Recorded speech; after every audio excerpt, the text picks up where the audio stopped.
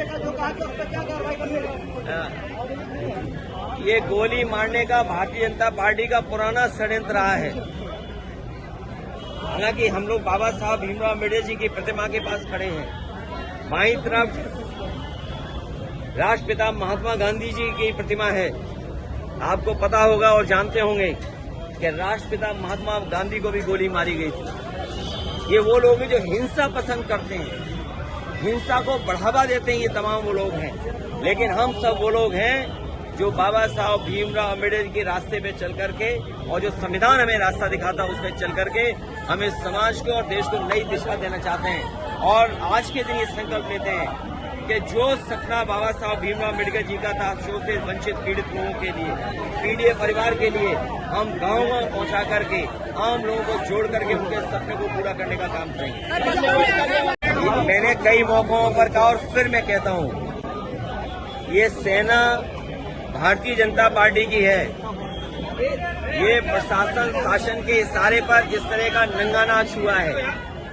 ये जो कुछ आपको विजुअल्स दिखाई दिए हैं, तलवारें खुली और तमाम लोग लाठी लेकर के गए, वो भाषा किस तरह की इस्तेमाल कर रहे हैं? क्या आप कल्पना कर सकते हैं कि जान मारने की धमकी दे रहे हो, जान लेने की धमकी दे रहे हो? क्या आपकी जान ले लेने और संविधान और कानून पर चलने वाले लोग क्या कर रहे हैं? आखिरकार जिम्मेदारी किसकी है कि अगर कोई किसी को मारने की धमकी दे रहा है तो ये जिम्मेदारी किसकी बनती है कि कार्रवाई हो? और आप कल्पना कीजिए कि जहर कितना घोला इन्होंने कि एक सामान्य परिवार के लोग जो कारोबार में भी बहुत सामान्य हैं, उनके अंदर इतना जहर घोल दिया कि वो तलवार लेकर के निकल पड़े कि जान ले लेंगे।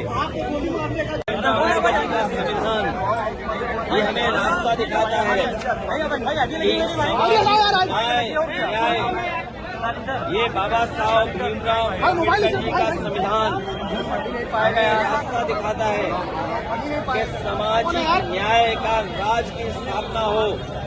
आज के दिन जब बाबा साहब भीमराव अम्बेडकर जी को हम याद कर रहे हैं तो ये संकल्प लेते हैं कि सामाजिक न्याय राज की स्थापना के लिए हम लोग काम करेंगे। आज भी हम लोग देखते हैं प्रभुत्ववादी लोग जो समाज में ताकतवर लोग हैं वो समय समय पर अन्याय कर रहे हैं। यही बाबा साहब भीमराव अम्बेडकर जी का दिया हुआ संविधान हमारी ढाल बनता है। यही बाबा साहब भीमराव अम्बेडकर जी का संविधान दिया हुआ हमारे लिए संजीवनी है। और हम लोगों ने कई मौकों पर कहा कि अभी तक बाबा साहब भीमराव अम्बेडकर जी के इस संविधान ने पीड़ित समाज को सम्मान दिलाया है, उनका हक दिलवाया है। आने वाले समय में हम पीड़ित परिवार के लोग मिलकर के बाबा साहब भीमराव अम्बेडकर जी का संविधान को बचाने का काम करेंगे। ये वही संविधान है जो हमें शिक्षा में, ये वही संविधान है बाबा साहब का जो हमें नौकरी में आरक्षण दिलाता है।